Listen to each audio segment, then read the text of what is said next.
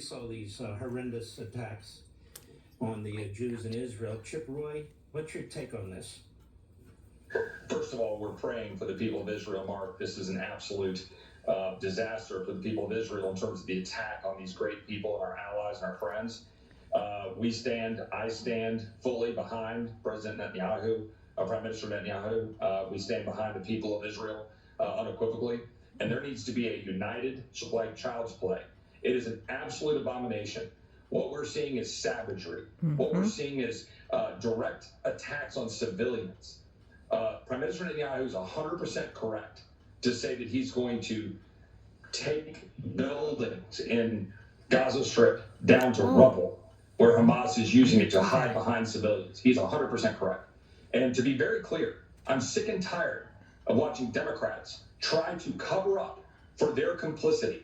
It is this Democrat administration, the Biden administration, my Democratic colleagues in Congress, who are complicit in what has now just occurred in lying Israel to the American people, their appeasement policies, their media policies, and they want to hide behind the $6 billion that is sitting there in Qatar. Don't worry, Mark. Don't worry, Chip. You shouldn't get upset about that because they're not using it. Not a dollar's been spent.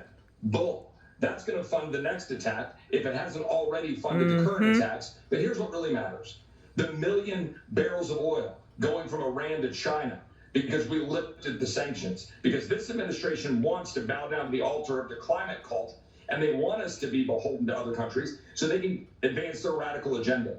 And there's consequences to that. That's the truth. And you know, Chip Roy, right here, right out of the box, MSNBC, Velshi guests say no one's speaking to Israel's inhumane treatment of Palestinians after the Hamas attack.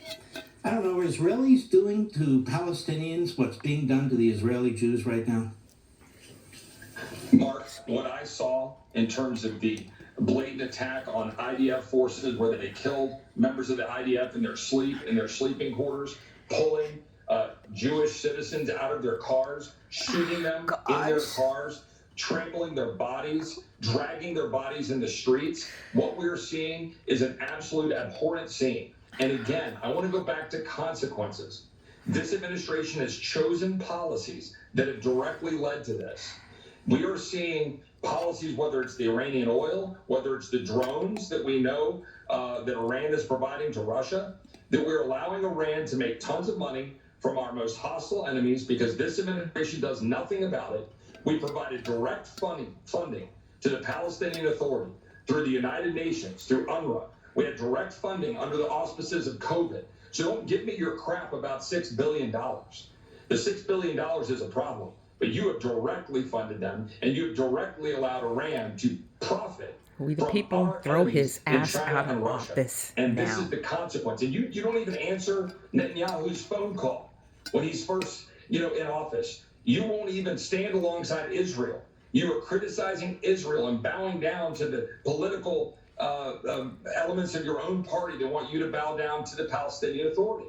And the fact is, Israel is our ally, and we need to stand alongside of them firmly. And we need the Republicans in Congress to get busy getting our speaker selected. We need to do that when we get back into office in D.C. on Monday. I have personally fought to get us back in on Monday, not Tuesday or Wednesday. We need to be back there. We need to select a speaker. We need to send a united message that we stand alongside Israel, and we need to get busy holding this administration in check and responsible for what they're doing to undermine our national security. And let me just say, our borders are wide open. 1 million gotaways. You just saw what a few dozen or hundreds of Hamas could do coming into Israel. They're going to do it here too. Out of their cars and shooting them, killing them in their sleep. Our borders are wide open. This administration is endangering us. A nation that hates America gives them $6 billion. That's purposeful. Chip Roy, I want to thank you. Richard Kemp was one of the first people I thought about, who I thought should be on this program.